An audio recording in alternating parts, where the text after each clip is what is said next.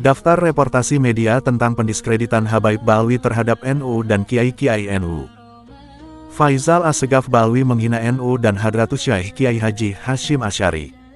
Pernyataan-pernyataan penghinaan Faisal Assegaf terhadap Hadratus Syekh Kiai Haji Hasyim Asy'ari mulanya berasal dari rekaman video panjang yang disiarkan oleh Faisal Assegaf melalui kanal YouTube pribadinya, Faisal Assegaf Official.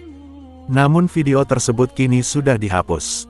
Bahkan ketika channelnya kita telusuri terdapat keterangan, channel tidak memiliki konten apapun. Hal itu, mungkin terkait viralnya diskursus batalnya nasab Balwi dan laporan LBH Ansor terhadapnya terkait penghinaannya itu. Walau demikian, pesan-pesan penghinaan itu telah menyebar di media-media sosial, karena potongan-potongan video disebarkan oleh pendukung atau penentang Faisal Assegaf. Misalnya channel Abdul Fattah. Channel ini membuat judul, @Faisal Assegaf penghina NU dan pendiri NU Kiai Haji Hasyim Asy'ari. Channel Abdul Fattah dapat diakses melalui tautan berikut ini. Dalam video itu Faisal Assegaf mengatakan, gambaran bahwa ekologi sosial Nahdlatul Ulama ini adalah bakul sampah, ini, bakul sampah yang akan terus lahir ajaran Hasyim Asy'ari yang expired, pendiri NU, salah satu ya. Ini sudah kedaluwarsa, sudahlah. Hasyim Asy'ari kedaluwarsa, expired. Banyak orang-orang NU yang menjadi error, yang mengklaim bahwa Hasyim Asy'ari itu adalah wali Allah. Enggak ada kesepakatan ulama seluruh Indonesia dia wali Allah. Jadi silakan saja menghabiskan waktu dengan kebodohan bersama pikiran-pikiran Hasyim Asy'ari. Kami tidak mau. Perhatikan, Faisal Assegaf menggunakan metafora yang sangat peyoratif merendahkan dengan menyebut ekologi sosial NU sebagai bakul sampah, dan pemikiran Kiai Haji Hasyim Asy'ari telah expired kedaluwarsa. Menilai pemikiran Hadratus Syekh Kiai Haji Hasyim Asy'ari sebagai hal yang kedaluwarsa adalah sebuah kekeliruan berpikir. Kitab-kitab karya beliau, seperti Adabul Alim wal Muta'alim Etika Guru dan Murid, atau Risalah Ahli Sunnah wal Jamaah, justru meletakkan fondasi moderasi beragama, wasatiyah, persatuan umat, ukhuwah, dan nasionalisme, yang hingga hari ini menjadi pilar stabilitas sosial dan politik di Indonesia. Fondasi ini terbukti paling adaptif dalam menjaga keutuhan bangsa, jauh dari sifat kedaluwarsa. Penggunaan kata-kata kasar ini tampaknya sengaja dipilih untuk menyerang aspek psikologis massa, alih-alih melakukan kritik ilmiah atau akademis yang berbasis argumen data. Ia juga mempersoalkan klaim kewalian Kiai Haji Hasyim Asy'ari dengan alasan, tidak ada kesepakatan ulama seluruh Indonesia. Dalam tradisi Islam, terutama di kalangan santri, status kewalian seseorang bukanlah produk dari pemilu, atau konsensus formal ijma birokratis para ulama. Penghormatan terhadap Kiai Haji Hasyim Asy'ari sebagai kekasih Allah, waliullah, lahir secara kultural dari pengakuan umat atas kesalehan, ilmu, pengorbanan, dan karamah sosial beliau dalam memerdekakan serta mendidik bangsa. Menuntut adanya kesepakatan formal seluruh Indonesia untuk status spiritual adalah kerangka berpikir yang keliru. Sebagai sosok yang berada di ruang publik, penggunaan diksi kebodohan dan error kepada para ulama terdahulu justru menabrak nilai akhlak yang menjadi inti dari ajaran Islam itu sendiri, nilai yang seharusnya dipegang teguh oleh individu pengklaim nasab Nabi seperti Faisal, walau klaim itu kini telah terungkap terbukti palsu. Secara kritis, pernyataan Faisal Assegaf di atas bukanlah sebuah kritik pemikiran, kritik ideologis, melainkan sebuah serangan personal dan institusional argumentum ad hominem. Pernyataan tersebut mengabaikan kontribusi sosiologis Kiai Haji Hasyim Asy'ari dalam membangun konsensus kebangsaan yang membuat Indonesia bisa bertahan hingga hari ini. Ungkapan Faisal Assegaf Balwi yang menuduh NU sebagai bakul sampah, adalah sebuah perwakilan pernyataan bahwa semua umat yang bernaung dalam NU hanyalah kumpulan-kumpulan manusia-manusia sampah. Hal itu, mungkin, karena ia merasa berasal dari klan suci sehingga menganggap komunitas lain hanyalah sampah, dan, klan suci itu kini telah tersingkap siapa mereka sebenarnya, jangankan bergenetik Nabi Muhammad SAW, bergenetik Nabi Ibrahim saja tidak. Apa yang dianggap sampah oleh Faisal adalah tokoh-tokoh yang telah berhasil mengislamkan Nusantara, karena NU hari ini pada hakikatnya adalah pelembagaan dari pemikiran, praktik berislam yang dibawa oleh para penyebar awal Islam, Wali Songo. Istilah NU bakul sampah adalah reduksi verbal yang lahir dari kebencian, namun gagal memahami sosiologi keagamaan Indonesia. Pernyataan-pernyataan serupa Faisal Assegaf tentang NU dan Hadratus Syaikh terdapat juga dalam channel-channel lain seperti channel Sholawat Dahsyat, dengan judul, Viral, Faisal Assegaf vs NU Tagar Shots, dengan tautan video berikut ini. Dalam video itu Faisal Assegaf mengatakan, harus pakai otak, otak, jangan bodoh, jangan mau dibodoh-bodohi, jadi jangan sombong. Apa kalian bilang Hasyim Asy'ari pikiran cemerlang? Enggak juga. Apakah dia seorang ulama? Enggak juga. Bangkrut pengetahuan saya kalau saya mengatakan dia seorang ulama. Begitu pula dalam channel Benteng Nusantara, dengan judul, Faisal Assegaf rendahkan Mbah Hasyim Asy'ari Tagar Shots. Tautan video berikut ini. Dalam video itu Faisal Assegaf mengatakan, Hasyim Asy'ari kedaluwarsa, expired. Yang basisnya itu kan di penduduk-penduduk padat Jawa Timur. Di luar itu enggak ada orang mengagumi Hasyim Asy'ari. Enggak ada apa-apa. Pengaruh Hasyim Asy'ari itu dengan misal Rhoma Irama, yang juga menggunakan lagu untuk berdakwah kepada umat. Rhoma Irama itu, sebelum konser untuk berdakwah, itu sudah ribuan, ratusan ribu orang yang mengumpul. Hasyim Asy'ari ini lokal. Faisal Assegaf Balwi menghina keluarga Gus Dur. Dalam channel Cahaya Hidayah, dengan judul, Faisal Assegaf Baklawi hina Kiai Haji Hasyim Asy'ari di mana banser dan santri. Dengan tautan video berikut ini. Faisal Assegaf Balwi mengatakan, terus kalian bilang kalian besar, kalian teror saya, maki-maki saya, malu kalian. Orang kalau besar dalam satu organisasi yang sangat besar, harus ada juga kualitasnya yang besar. Unggul dengan kualitasnya, bukan unggul dengan kuantitasnya. Jadi yang mengambil manfaat dari organisasi ini, organisasi NU yang dibangun secara tulus oleh para ulama-ulama terdahulu, adalah keluarga Abdurrahman Wahid. Klaim-klaim yang sangat berlebihan karena saya punya catatan ini jelas. Saya melihat kok pada periode bulan Oktober hingga bulan November tahun 1945, tidak ada dokumen resolusi yang namanya dibuat oleh Hasyim Asy'ari.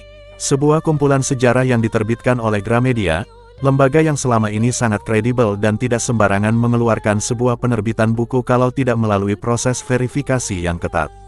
Kalangan Muhammadiyah yang pada saat itu ya seperti tokoh Hasan Gippo itu, sosok dari akar rumpun Muhammadiyah, presiden pertama PBNU. Saya sudah nonton kalian punya berbagai video dan pernyataan-pernyataan konyol yang menyerang diri saya pribadi, bahwa saya ini bersuara mengkritisi sejarah NU yang saya anggap sangat-sangat menyimpang dari awal pembentukannya hingga proses selama 90 tahun lebih. Dan kemudian saya mengkritisi perilaku oknum-oknum NU yang saya sebut dedengkot-dedengkot dan loyalis-loyalis yang mengatasnamakan, yang bertopengkan NU, tapi dalam kenyataannya sangat-sangat bobrok, yang membuat kalian tersinggung. Dan kalian menuduh saya seolah-olah saya ini mendapatkan sesuatu atau disuruh oleh orang lain untuk berbicara kebenaran di ruang publik yang menjadi hak setiap warga negara, apalagi saya ini umat Islam aswaja. Apa-apaan kalian? Kalau kalian punya bukti saya mendapatkan sesuatu imbalan untuk mengobok-obok NU, saya minta sekarang kalian arahkan bukti itu kepada aparat penegak hukum.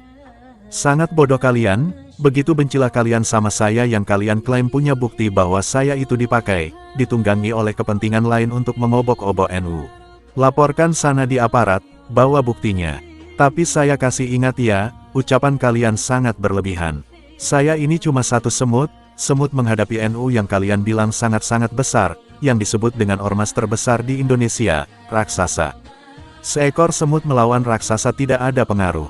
Kalian begitu besar, semua kalian klaim kalian paling besar di Indonesia, omong kosong, nol besar. Kalau kalian punya bukti, beberkan buktinya itu kepada publik. Pembunuhan karakter kepada diri saya tidak ada pengaruh karena fakta-fakta kebenaran tidak bisa kalian ubah. Mau apa? Mau pendekatan Islam? Kiai Haji Hasyim Asy'ari itu adalah punya karamat wali-wali Allah, paling banyak di NU. Sekarang saya tantang kalian baca Yasin, baca Quran, kita mubahalah. Kalau tuduhan-tuduhan kalian mengatakan saya mendapatkan sesuatu, maka niscaya saya hancur karena karamat Hasyim Asy'ari, karena karamat wali-wali NU. Tetapi kalau tuduhan-tuduhan itu kalian tidak bisa buktikan, saya juga bermohon kepada Allah, kepada baginda Rasul, hancurkan penipu-penipu seperti kalian. Kecil, saya bukan orang baru di ruang publik Indonesia. Saya berjuang 20 tahun lebih di luar sistem negara untuk melakukan upaya perubahan tanpa meminta imbalan apapun. Kenapa saya bebas berbicara? Karena saya tidak terikat. Saya terikat oleh nurani saya dan akal sehat saya. Saya mau buktikan sesungguhnya siapa yang mencari keuntungan faedah dari NU ini. Itu anak-anak Gus Dur. Terlalu banyak mereka bikin yayasan-yayasan, fondasi-fondasi, untuk mencari uang dengan mengkultuskan Hasyim Asy'ari, mengkultuskan Gus Dur untuk mereka mendapatkan faedah fulus, yang mereka tidak pernah melaporkan kepada seluruh ahli sunnah wal jamaah di Indonesia, umat NU. Ingat ya, saya katakan ya, dari awal kritik saya terhadap NU adalah organisasi massa, organisasi NU. Kalau menyangkut dengan masyarakat NU atau masyarakat muslim berpaham ahli sunnah wal jamaah, saya tidak menggubris karena saya pikir kelompok ini terpisah dari organisasi. Harus pakai otak. Jangan bodoh, jangan mau dibodoh-bodohi. Kenapa saya menentang pengkultusan terhadap Hasyim Asy'ari? Karena itu semua dibuat bukan untuk kepentingan umat. Organisasi dengan simbol Hasyim Asy'ari ini dibuat untuk kepentingan melayani segelintir orang dari keluarga mereka. Jangan saya buka terlalu jauh tentang praktik-praktik korupsi yang dilakukan secara norak oleh PKB, oleh petinggi-petinggi partai PKB yang selama ini merasa paling NU, paling norak. Kalian bobrok. Jangan kalian menafikan sejarah. Sejarah organisasi NU ini dibentuk sejak awal dengan melibatkan seluruh keragaman partisipasi dari kalangan habaib, kalangan Muhammadiyah yang pada saat itu ya seperti tokoh Hasan Gippo itu, sosok dari akar rumpun Muhammadiyah, presiden pertama PBNU, dan juga dari kiai-kiai di seluruh Indonesia. Hasyim Asy'ari itu hanya mencatut ya saya bilang ya, dalam dokumen paling penting Mukadimah Qonun Asasi. Qonun Asasi NU itu mencatut mengambil tokoh terbesar pada saat itu yang namanya Sayyid Abdullah bin Hasan Assegaf. Dia juga memanfaatkan kebesaran tokoh-tokoh Arab. Ingat Hasan Gippo sebagai presiden pertama pembentukan PBNU. Organisasi kalau saya mau buka sejarah, ini paling banyak partisipasi. Kalangan-kalangan Muslim Tionghoa, Muslim Arab, Muslim di luar Jawa, Muslim Jawa Tengah, Muslim tokoh-tokoh ulama dari Jawa Barat. Keragaman PBNU tidak dibentuk oleh Hasyim Asy'ari yang nol besar, yang hanya keluarganya saja mengklaim seolah-olah menjadi tokoh utama. Saya punya data-data sejarah dan saya melihat sejarah tidak dalam rakitan-rakitan sejarah yang kalian bikin untuk mengelabui umat, mengklaim dengan akal sehat yang sangat tidak bisa diterima akal sehat, yang dilakukan hanya asobiah fanatik kelompok. Saya punya catatan dari hari ke hari tentang Indonesia, sebuah kumpulan sejarah yang diterbitkan oleh Gramedia, lembaga yang selama ini sangat kredibel dan tidak sembarangan mengeluarkan sebuah penerbitan buku kalau tidak melalui proses verifikasi yang ketat. Tidak ada terlalu unggul yang namanya itu Hasyim Asy'ari. Kenapa tiba-tiba dalam perjalanan seolah-olah dikultuskan sedemikian rupa, diagung-agungkan begitu besar, yang ujungnya anak cucunya itu pergi mencari uang lewat yayasan-yayasan foundation yang tidak pernah ada laporan transparansinya kepada publik, yang tidak ada tujuannya untuk apa. Yang berimplikasi setiap orang mengkritik NU dituduh macam-macam, berafiliasi sama kelompok ini, ditunggangi oleh kelompok ini, dibayar oleh kelompok ini. Malu kalian. Demikian isi perkataan Faisal Assegaf Balwi terhadap NU, Kiai Haji Hasyim Asy'ari dan Gus Dur. Dari transkrip pernyataan di atas kita bisa memetakan narasi pejoratif dan hinaan Faisal kepada beberapa entitas individu dan komunitas. Pertama, hinaan dan tuduhan kepada keluarga Kiai Haji Abdurrahman Wahid Gus Dur. Ia menuduh keluarga Gus Dur sebagai satu-satunya pihak yang paling mengambil manfaat finansial dari kebesaran NU. Ia juga menuduh mereka sengaja mengkultuskan Kiai Haji Hasyim Asy'ari dan Gus Dur demi mendapatkan keuntungan materi, fulus melalui yayasan-yayasan foundation. Ia juga menuduh yayasan tersebut tidak transparan dan tidak melaporkan keuangannya kepada umat. Dari sini kita merasakan begitu dalam rasa ketidaksukaan seorang Balwi ini terhadap keluarga Gus Dur. Yayasan yang didirikan oleh keluarga Gus Dur, seperti Gus Durian Network, The Wahid Institute, dan lain-lain, bergerak di ranah kemanusiaan, advokasi hak minoritas, perdamaian global, dan pemberdayaan ekonomi akar rumput. Lembaga-lembaga ini diaudit secara profesional dan bekerja sama dengan berbagai lembaga kredibel, bukan tempat mencari uang pribadi. Warga NU menghormati Gus Dur dan Kiai Haji Hasyim Asy'ari bukan karena dipaksa oleh keluarga, melainkan karena jasa besar kedua tokoh tersebut dalam sejarah bangsa, Kiai Haji Hasyim Asy'ari sebagai pahlawan nasional, Gus Dur sebagai bapak pluralisme dan Presiden RI keempat. Menyamakan rasa cinta kultural, mahaba umat dengan pengkultusan demi fulus adalah penyederhanaan yang sinis dan keliru. Faisal Assegaf Balwi menuduh Kiai Haji Hashim Asy'ari mencatut nama Ahmad bin Abdullah Assegaf. Dalam transkrip di atas, Faisal Assegaf menuduh Kiai Haji Hashim Asy'ari mencatut tokoh Balwi dalam Muqaddimah Qonun Asasi tanpa bukti manuskrip akademis. Demikian itu adalah fitnah sejarah. Pengutipan ucapan Ahmad bin Abdullah Assegaf, ia menyebutnya secara salah Abdullah bin Hasan Assegaf, yang menghimbau masyarakat untuk masuk NU memang ada dalam Muqaddimah Qonun Asasi. Walau tidak ada bukti pembanding tentang ucapannya itu kecuali dari Qonun Asasi, tetapi ketika yang meriwayatkannya itu orang yang terbukti sikoh terpercaya seperti Kiai Haji Hashim Asy'ari, riwayatnya itu dapat diterima. Tidak ada satupun karya-karya Mbah Hashim Asy'ari yang menyampaikan riwayat sebuah kutipan kecuali kita menemukan kebenaran dari kutipannya itu. Menerima kutipan tentang Ahmad bin Abdullah Assegaf dalam Muqaddimah Qonun Asasi dari sosok sikoh seperti Kiai Haji Hashim Asy'ari tanpa adanya muwarid adalah sesuatu yang dibenarkan dalam metodologi ilmu hadits dan historis. Sedangkan untuk perawi yang telah didapati pernah berdusta dalam pengutipan, maka kutipan-kutipannya harus diverifikasi ketat. Ketika kita menerima riwayat dari ulama-ulama Balwi tentang sejarah dan nasab misalnya, kita harus memverifikasi secara ketat, karena kegemaran mereka dalam berdusta tentang nasab dan sejarah. Sosok ulama-ulama Balwi seperti Ali Al-Sakron, Muhammad Hirid, Alwi bin Thohir Al-Haddad, Salim bin Jindan, Abdullah Muhammad Al-Habsyi dan sebagainya, adalah ulama-ulama yang harus ditolak riwayatnya karena kedapatan beberapa kali berdusta dalam pengutipan. Seharusnya Faisal Assegaf berterima kasih kepada Kiai Haji Hashim Asy'ari, bahwa tokoh Balwi yang tidak dikenal itu ucapannya dikutip, sehingga namanya sampai saat ini ada dalam Qonun Asasi.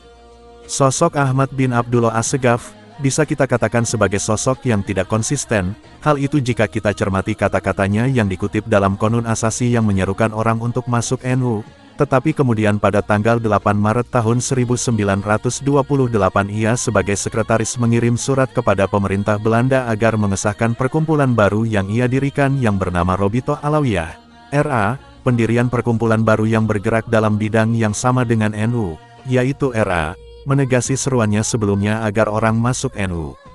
Dalam konteks ini, perkataan Faisal Assegaf bahwa Kiai Haji Hashim Asy'ari mencatut nama Ahmad bin Abdullah Assegaf ada benarnya jika Faisal Assegaf dapat membuktikan adanya pernyataan istidrok, narasi lanjutan yang menganulir pernyataan sebelumnya dari Ahmad agar kata-katanya dihapus dalam Qonun Asasi. Dalam website resmi RA, tujuan awal dibentuknya RA banyak kesamaan dengan NU.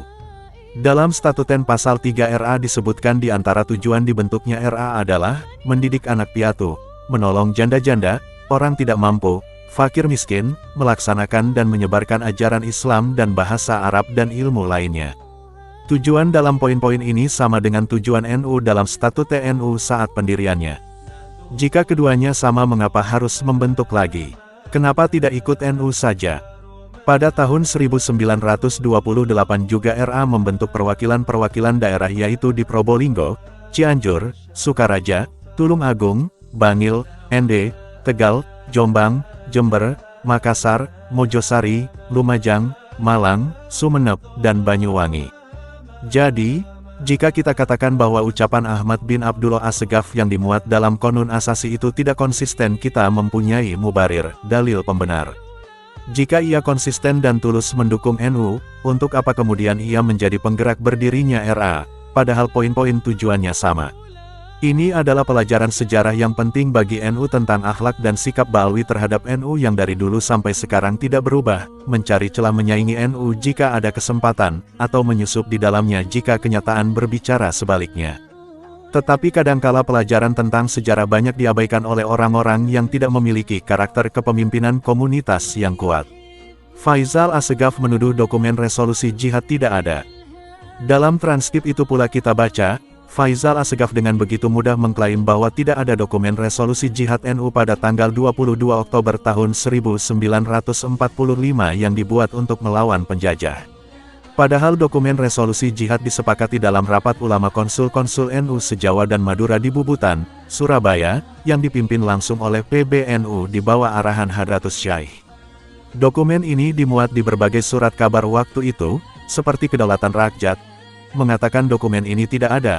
Faisal telah menghina intelektual NU sebagai pendusta, bahkan menganggap perangkat negara tidak berintegritas ketika menetapkan Hari Santri berdasarkan resolusi jihad yang ahistoris. Kenyataannya resolusi jihad itu bukan hanya diumumkan NU kepada Nahdliyin tetapi juga dimuat oleh beberapa surat kabar waktu itu. Surat kabar itu adalah bukti primer yang tidak dapat dibantah siapapun bahwa resolusi jihad itu benar-benar kejadian historis di masa lalu. Berbeda dengan klaim-klaim kaum Ba'alwi tentang sejarah, seperti tentang bahwa Ali Al-Habsyi Kuitang adalah penentu tanggal proklamasi, cerita itu hanya cerita fiksi yang difabrikasi untuk tujuan tertentu tanpa ada data sama sekali. Jika Faisal Assegaf ingin bukti dokumen resolusi jihad silahkan buka arsip Koran Kedaulatan Rakyat Yogyakarta, edisi nomor 26 tahun pertama, Jumat Legi, tanggal 26 Oktober tahun 1945. Faisal Assegaf mencoba membangun narasi bahwa sejarah NU adalah sebuah rekayasa, namun, argumentasi yang ia gunakan justru rapuh dan terbantahkan oleh data-data yang nyata. Hinaan dan tuduhan Faisal Assegaf kemudian dilaporkan oleh beberapa unsur NU pada tahun 2021.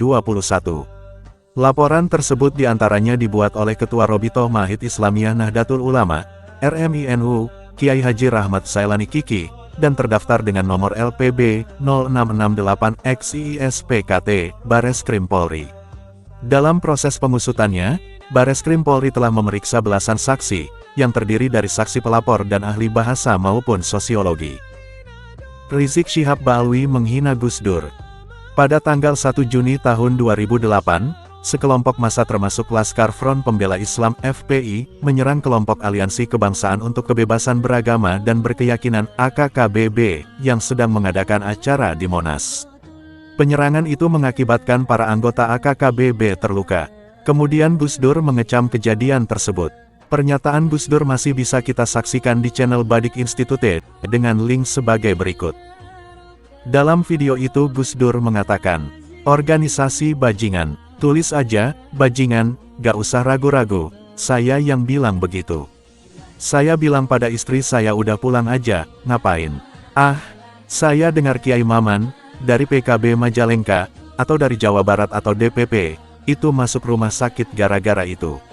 Ya inilah, kalau yang pegang urusan penakut ya begini ini, mestinya dia yang diobrak-abrik kok malah kita yang diobrak-abrik. Ya nanti harus ditangkap semuanya sudah gak usah ragu-ragu." Lalu Rizik Syihab Ba'alwi berkata, "Gus Dur kan tidak melihat, dari mana dia bisa berkeyakinan, kok orang gak melihat berkeyakinan, Gus Dur itu buta mata juga buta hati. Gus Dur itu buta matanya, buta hatinya. Gus Dur melihat dari mana, Gus Dur itu buta matanya buta hatinya. Jadi Gus Dur mengatakan seperti itu tidak benar, dia tidak tahu apa-apa." Saya sampaikan bahwa saat Gus Dur menjadi Presiden RI itu di salah satu stasiun televisi, Gus Dur menyatakan FPI harus bubar, tapi alhamdulillah dengan pertolongan Allah, 4 bulan kemudian bukan FPI yang bubar, tapi Gus Dur yang bubar, jatuh dari kekuasaannya. Kalau dia jadi presiden aja gak bisa bubarin FPI, bagaimana sekarang mau membubarkan FPI? Dan saya ingatkan, Gus Dur itu antek Yahudi, kemarin baru pulang dari Israel. Pernyataan yang disampaikan oleh Rizik Syihab Ba'alwi terhadap Gus Dur tersebut merupakan salah satu fragmen sejarah kontroversial dalam dinamika sosial politik di Indonesia. Jika ditinjau dari perspektif etika, budaya akademik, budaya ketimuran, serta penghormatan terhadap figur ulama dan pemimpin negara, narasi tersebut dinilai tidak sepantasnya diucapkan. Hal yang paling mencolok dari pernyataan tersebut adalah penggunaan keterbatasan fisik, kebutaan penglihatan Gus Dur sebagai instrumen untuk menyerang kredibilitas berpikir dan spiritualnya. Dalam norma universal maupun ajaran Islam yang diajarkan oleh para ulama, menyerang atau merendahkan seseorang berdasarkan kekurangan fisik cacat sangat bertentangan dengan akhlakul karimah. Al-Quran sendiri dalam berbagai ayat seperti Quran Surat Abasa, memberikan teguran keras terkait sikap meremehkan orang yang memiliki keterbatasan penglihatan. Menyamakan kebutaan mata dengan kebutaan hati kepada seorang tokoh yang dikenal luas memiliki kedalaman ilmu, merupakan bentuk simplifikasi yang kasar. Gus Dur bukan hanya warga negara biasa, melainkan Presiden RI keempat. Dalam etika bernegara, kritik terhadap seorang pemimpin atau mantan pemimpin seharusnya diarahkan pada kebijakan, gagasan, atau tindakan politiknya secara objektif, bukan berupa pembunuhan karakter assassination. Narasi antek Yahudi adalah pelabelan politis yang sering digunakan untuk mendelegitimasi lawan bicara tanpa menyajikan argumen atau bukti konkret yang valid. Gus Dur ke Israel justru demi menggapai kemerdekaan rakyat Palestina. Lalu pada tanggal 4 Juni tahun 2008, Rizik Syihab Balwi ditangkap polisi di rumahnya di Petamburan. Rizik dikenai 4 pasal, yakni pasal 170 KUHP tentang pengeroyokan, pasal 156 KUHP tentang penghasutan, pasal 221 KUHP tentang menyembunyikan pelaku kejahatan, dan pasal 351 KUHP tentang akibat penganiayaan. Rizik Balwi menantang Mubahalah Gus Dur. Pada Selasa tanggal 10 Juni tahun 2008 Rizik menjalani pemeriksaan di ruang reserse kriminal umum Polda Metro Jaya, Jalan Sudirman, Jakarta, sekitar pukul 15 waktu Indonesia Barat. Lalu ketika keluar kepada wartawan Rizik menyatakan, "Saya tantang Gus Dur untuk mubahalah. Gus Dur silakan bawa anak dan istrinya, saya juga demikian. Kita bersumpah di hadapan Allah, siapa yang benar diberkati, siapa yang salah dikutuk dan dilaknat, mati dalam keadaan hina. Kalau Gus Dur berani dan merasa benar, ayo kita mubahalah," kata Habib Rizik lantang. Ini diberitakan di detik.com, berikut linknya. Secara sosiologis, tantangan Rizik yang disampaikan secara lantang di depan media lebih condong berfungsi sebagai retorika politik untuk menjaga moralitas pendukung dan mengonsolidasikan basis massa. Dalam struktur masyarakat yang paternalistik, figur yang berani menantang mubahalah seringkali langsung dipersepsikan sebagai pihak yang pasti benar oleh pengikutnya, terlepas dari validitas argumen hukumnya. Bagi Gus Dur yang tumbuh dalam tradisi fikih pesantren Nahdlatul Ulama, penyelesaian masalah umat harus mengacu pada kaidah-kaidah usul fikih dan kemaslahatan publik maslahah amah. Gus Dur melihat FPI dari kacamata hukum negara dan ketertiban sosial. Oleh karena itu, merespons tantangan mubahalah untuk urusan ormas dianggap tidak relevan oleh kalangan silsilah keilmuan pesantren, karena mubahalah tidak boleh diobral untuk kepentingan ego kelompok atau perdebatan politik praktis.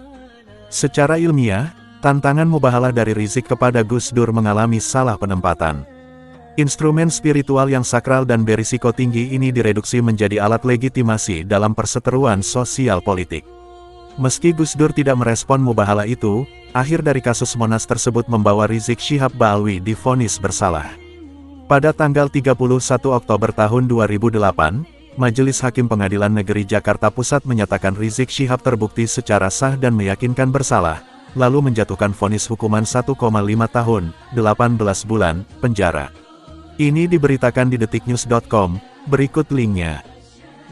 Rizik Syihab menentang wacana Islam Nusantara milik NU. Senin tanggal 29 Maret tahun 2015 Detiknews memberitakan bahwa Muktamar NU akan dilaksanakan di Jombang pada bulan Agustus mendatang. Tema utuhnya adalah, meneguhkan Islam Nusantara untuk peradaban Indonesia dan dunia. Lihat link beritanya di detiknews.com berikut ini. Kemudian pada tanggal 18 Juli tahun 2015 Rizik Syihab Balwi mempublis penentangannya terhadap wacana Islam Nusantara yang digelontorkan NU tersebut. Penentangan itu terreportase dalam media merahputih.com. Rizik menyatakan, salah satu taktik yang digunakan Belanda dulu adalah adu domba antara masyarakat adat dengan ulama. Contoh Perang Padri di Sumatera Barat, katanya. Dia juga menuding bahwa pengusung Islam Nusantara adalah orang-orang yang sudah menyelewengkan ajaran Islam, sebab, apa yang diinginkan para pengusung Islam Nusantara ini adalah menjauhkan beberapa doktrin Islam dari yang semestinya. Dalam akun FB, Rizik Syihab menulis, Islam Nusantara, no. Islamkan Nusantara, yes. Rizik Syihab menentang keputusan Munas Alim Ulama NU di Banjar. Detiknews mereportase Munas Musyawarah Nasional, Alim Ulama NU tahun 2019. Penutupan Munas Alim Ulama dan Konbes NU berlangsung di Ponpes Miftahul Huda Al-Azhar, Citangkolo, Banjar, Jawa Barat, Jumat tanggal 1 Maret tahun 2019. Rekomendasi-rekomendasi yang dihasilkan merupakan keputusan rapat pleno Munas Ulama NU, baik yang berkaitan dengan agama maupun organisasi. Poin pertama yaitu istilah kafir tidak dikenal dalam sistem kewarganegaraan pada suatu negara dan bangsa. Maka setiap warga negara memiliki hak yang sama di mata konstitusi. Maka yang ada adalah non-muslim, bukan kafir. Lihat beritanya di link berikut ini. Rizik Syihab Balwi menentang keputusan ini sebagaimana diberitakan Suara Islam.id. Ia mengatakan, dan dalam ajaran Islam, non-muslim disebut kafir. Lalu kenapa pada sewot? Itu hak kami sebagai seorang muslim. Kafir itu istilah dari Al-Quran dan As-Sunnah serta Ijma. Kok NU mau melarang? Apa NU sudah jadi aliran sesat? Atau NU sudah jadi agama baru? Astagfirullahalazim, tandasnya. Silakan lihat link berita suaraislam.id tersebut. Dari berita ini kita mengingat kembali betapa orang yang hari ini mencari teman dari kiai-kiai NU, bahkan memuji-muji NU karena nasabnya batal, dulu begitu jumawa mendiskreditkan hasil musyawarah ulama-ulama NU. Taufik Assegaf Pasuruan menentang hasil musyawarah ulama NU. Taufik Assegaf yang sekarang menjadi Ketua Robito Alawiyah RA, dulu, tahun 2019 menentang keputusan musyawarah ulama NU tentang sebutan non-muslim untuk menggantikan kata kafir. Dalam ceramahnya yang diunggah Sunsal Media di YouTube dan dipublikasikan pada tanggal 4 Februari tahun 2019, Taufik menyatakan, perlu meluruskan masalah ini agar tidak berlarut dan membingungkan umat. Panggilan kafir dan non-muslim, perhatikan, itu bukan keputusannya ulama, itu komentarnya dua orang saja, profesor-profesor ini. Jadi itu bukan keputusan ulama. Yang ada keterangannya begini loh, dilarang kita mengganggu orang, sekalipun orang kafir, dengan panggilan, hei kafir. Paham ya? Kalau memang itu menjadi keberatannya dia, silahkan lihat pernyataan Taufik Assegaf tersebut pada link berikut ini. Taufik Assegaf meminta pemerintah tindak tegas anggota Banser. Pada tanggal 22 Oktober tahun 2018 di Hari Santri Nasional, belasan Banser Ansor NU membakar bendera HTI di Garut, Jawa Barat. Kalangan non-NU protes dan menuduh Banser sengaja membakar kalimat La ilaha illallah. Ketua Ansor Gus Yakut menyatakan yang dibakar Banser itu adalah bendera ormas terlarang HTI yang kebetulan menjual kalimat tauhid sebagai benderanya. Dalam masifnya protes itu, Taufik Assegaf Balwi ikut menyalahkan Banser, bahkan meminta pemerintah menindak tegas anggota Banser NU. Aktual News mereportase permintaan Taufik Assegaf untuk menindak tegas Banser tersebut sebagai berikut. Oleh sebab itu, Habib Taufik meminta kepada pemerintah untuk menindak tegas, dan bisa menyelesaikan masalah tersebut agar ke depan tidak terulang kembali. Yang gini-gini tuh panggil, kamu tuh nggak ngerti, bodoh, harus tahu, La ilaha illallah itu dasar utama untuk menjadi muslim, La ilaha illallah itu dasar kunci masuk surga, La ilaha illallah itu kunci husnul khotimah. Gitu, ajarin, katanya. Jadi jangan pemerintah diam, Anda pemerintah jangan adu domba rakyat ini. Panggil apa? Panggil ketuanya, ketua Bansernya panggil, ketua Ansornya panggil, pemerintah harus tegas, sarannya. Silahkan buka berita pernyataan Taufik Assegaf tersebut di link berikut ini. Bahkan Taufik menakut-nakuti Banser bahwa jangan sampai Anda dikejar-kejar umat Islam. Di Jawa Timur Anda mungkin kuat, tetapi di lainnya ndak kuat. Saya mengingatkan ini karena pedulinya saya dengan Anda. Kalau tidak, bentar lagi umat Islam yang lainnya bangun akan Anda dikejar-kejar nanti. Ya, di Jawa Timur Anda mungkin kuat, tetapi di lainnya ndak kuat. Pernyataan Taufik Assegaf tersebut bisa dilihat di link YouTube berikut ini. Taufik Assegaf tuduh ketua Ansor banyak uang setelah menjabat. Kalau ada ketuanya kamu mengajak benci kepada orang keliru, atau tidak sesuai dengan tujuannya untuk membackup ulama yang amar ma'ruf nahi mungkar, jangan mau nurut.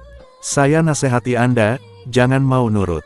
Anda gak punya apa-apa, ketua kamu tuh mungkin punya banyak duit sekarang.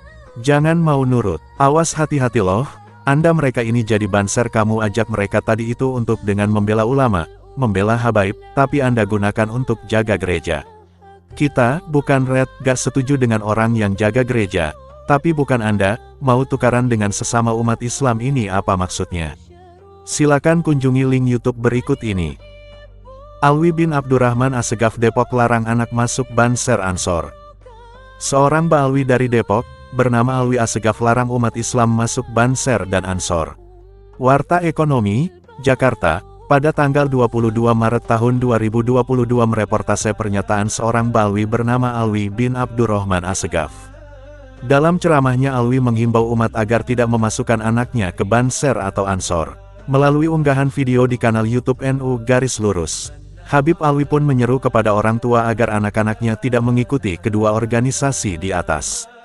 Jangan ada anak ibu yang ikut Ansor apalagi Banser. Ingetin nih, sampai mampus tidak ada kata Banser, ucap Habib Alwi. Usut punya usut, alasan Habib Alwi melarang umat muslim mengikuti Ansor maupun Banser, karena kedua organisasi tersebut terdapat ajaran Islam Nusantara. Dan jangan ada anak ibu ngikutin ajaran Islam Nusantara. Saya yang bertanggung jawab atas perbuatan laknat mereka, papar Habib Alwi. Ia kemudian menegaskan bahwa ajaran Islam Nusantara tidak selaras dengan Islam yang dibawakan Nabi Muhammad SAW. Jangan ada paham Islam Nusantara dalam segi kepercayaan kita kepada Allah Ta'ala dan Rasul-Nya. Jangan ada Islam Nusantara dalam ibadah kita sehari-hari. Apapun bentuknya, itu laknat Allah Ta'ala, tegas Habib Alwi. Silakan buka di link berikut ini. Alwi bin Abdurrahman Assegaf larang sholawat badar dilantunkan.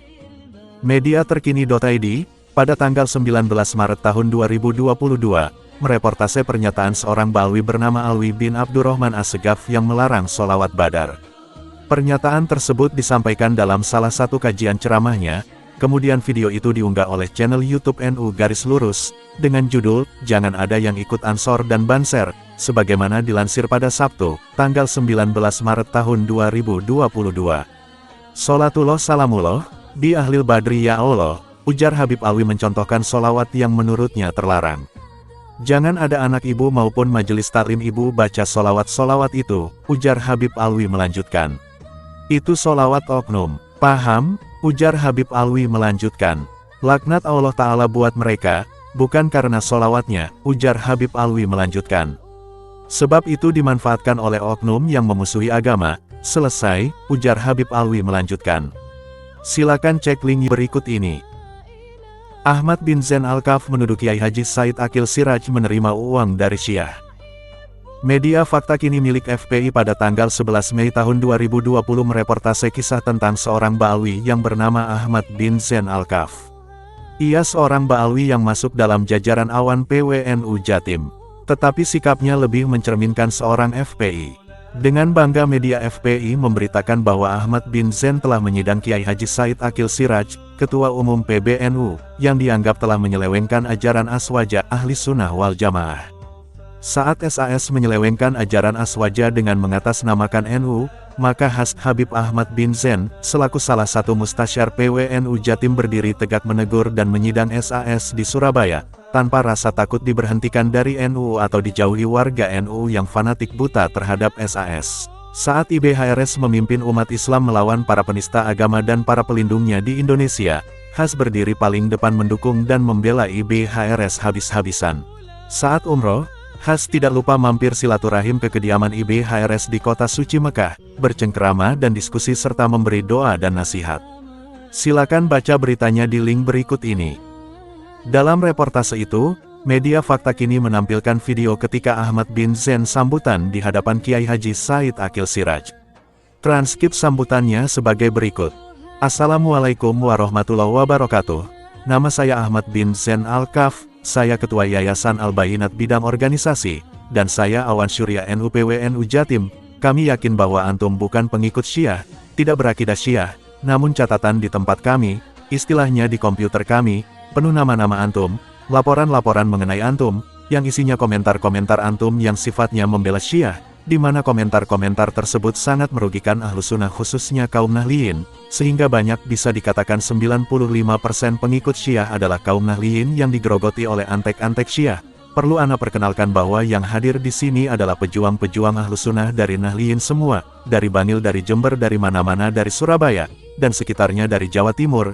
Naam, mereka merasa sakit hati kepada Syiah, dan mereka sudah berhadapan tinggal bunuh-bunuhan saja, dan mereka lebih sakit hati lagi kepada pengurus PBNU, di mana mereka sudah berhadapan akan bunuh-bunuhan pimpinan kita justru rangkulan dengan orang-orang Syiah.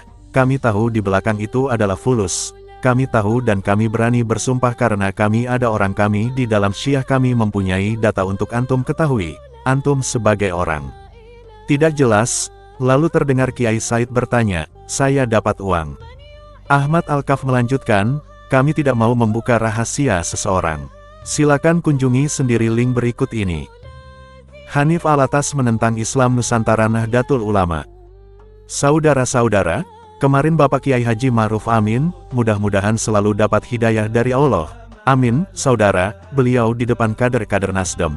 Beliau mengatakan apa? Kalau saya naik jadi wakil presiden, maka sebagai wakil presiden, saya akan terapkan Islam Nusantara. Saya mau tanya, kira-kira umat Islam setuju atau tidak? Setuju atau tidak? Ini konsepnya saja belum matang, masih jadi bajakan, masih diperdebatkan, masih rawan dicuri sana dicuri sini. mau diterapkan secara undang-undang, mau diterapkan secara kenegaraan. Saya mau tanya, kira-kira setuju atau tidak? Umat Islam setuju atau tidak? Kalau betul-betul diterapkan, umat Islam protes atau tidak? Protes atau tidak? Saudara, demi Allah, kami umat Islam, kami pecinta habaib, kami pecinta ulama, demi Allah, tidak rela kalau sampai Islam di Indonesia dirusak oleh mereka, saudara. Makanya demi Allah kami tidak akan rela, saudara. Apapun yang ada pada kami akan pertaruhkan, saudara. Kami enggak peduli, walaupun dicaci, dimaki, dihina, difitnah, dipenjara, bahkan dibunuh sekalipun, Islam Ahlus Sunnah wal Jamaah harus tetap tegak di bumi NKRI. Silakan tonton videonya di link YouTube berikut ini. Setelah nasabnya batal, orang yang berpidato berapi-api itu sekarang seperti ayam sayur, keliling-keliling Kiai NU meminta dukungan agar nasabnya tetap diakui, tapi rupanya usahanya sia-sia, Kiai-Kiai NU sudah tidak lagi percaya nasab Ba'alwi. Zain Umar Smith mengundurkan diri dari PBNU ketika NU membutuhkan. Detik News pada Rabu tanggal 6 Maret tahun 2019 mereportase surat pengunduran Zain Umar Smith sebagai Mustasyar PBNU. Anehnya surat itu ditujukan kepada pengurus Robito Alawiyah tingkat DPP, DPW dan DPC, seakan-akan sebelumnya Zain Umar Smith diminta oleh mereka untuk mengundurkan diri dari PBNU. Pengunduran diri ini menjelang hari pencoblosan pemilu 2019 yang akan dilaksanakan pada tanggal 17 April tahun 2019. Pengunduran diri ini menurut beberapa kalangan sebagai pesan tidak tertulis bahwa Zain Umar Smith dan Robito Alawiyah tidak mendukung calon presiden yang diusung PBNU Jokowi Maruf Amin. Maklumat pengunduran diri sebagai Mustasyar PBNU kepada seluruh pengurus DPP, DPW dan DPC Robito Alawiyah di seluruh Indonesia. Sebagaimana diketahui bahwa atas nama pribadi saya menjadi salah satu mustasyar pengurus besar Nahdlatul Ulama PBNU untuk periode kepengurusan saat ini dan hal tersebut merupakan kehormatan yang harus dijaga. Menyikapi perkembangan dan langkah-langkah PBNU selama kepengurusan ini, saya berpendapat ada hal-hal yang tidak sejalan dengan aspirasi umat Islam. Lebih-lebih seringnya pengurus PBNU mengeluarkan pernyataan-pernyataan yang kurang bijak, sehingga menimbulkan reaksi dan kegaduhan di kalangan umat Islam serta pihak-pihak lain, sehingga dapat merugikan wibawa organisasi. Sebagai mustasyar, selama ini saya juga tidak dapat berfungsi dengan benar dalam memberikan saran dan nasihat kepada organisasi tersebut. Karena itu, dengan pertimbangan yang panjang saya telah mengajukan surat pengunduran diri sebagai Mustasyar PBNU terhitung tanggal 28 Jumadil Akhir 1440 Hijriah, tanggal 5 Maret tahun 2019. Meskipun demikian, saya sebagai pribadi maupun sebagai Ketua Umum Robito Alawiyah, akan tetap menjalin silaturahmi dengan para kiai, masyayikh, ulama, para pemimpin pondok pesantren di lingkungan NU, lembaga-lembaga dakwah, maupun pimpinan-pimpinan ormas Islam sehingga terjalin saling pengertian yang baik. Semoga kita selalu diberikan petunjuk oleh Allah Subhanahu wa Ta'ala, dan diberi kemampuan untuk mengatakan yang hak walaupun hal itu pahit. Wassalam, Zain Umar bin Smith. Berikut ini link beritanya. Surat pengunduran ini tidak bisa dilepaskan dari politik elektoral karena disampaikan beberapa hari sebelum pencoblosan. Bukan rahasia lagi pada pemilu 2019 ini, walaupun secara resmi RA menyatakan netral, tetapi mempunyai kecenderungan memilih calon presiden dan wapres yang tidak didukung NU. Hal itu misalnya dapat dibaca ketika ada beberapa orang Ba'alwi di Bondowoso yang deklarasi mendukung Jokowi Maruf atas nama pribadi. RA Cabang Bondowoso langsung membuat surat bahwa beberapa orang Ba'alwi itu tidak mewakili RA. Padahal seharusnya, surat itu tidak perlu dikeluarkan karena yang deklarasi itu tidak mengatasnamakan RA. Hal itu dilakukan semata karena diduga RA Bondowoso sudah mendukung capres lainnya. Silakan kunjungi beritanya di link berikut ini. Pengunduran Zain Umar Smith dari Mustasyar PBNU beberapa hari sebelum hari pencoblosan dengan narasi yang merugikan PBNU seperti ucapan Zain Umar Smith, langkah-langkah PBNU selama kepengurusan ini, saya berpendapat ada hal-hal yang tidak sejalan dengan aspirasi umat Islam.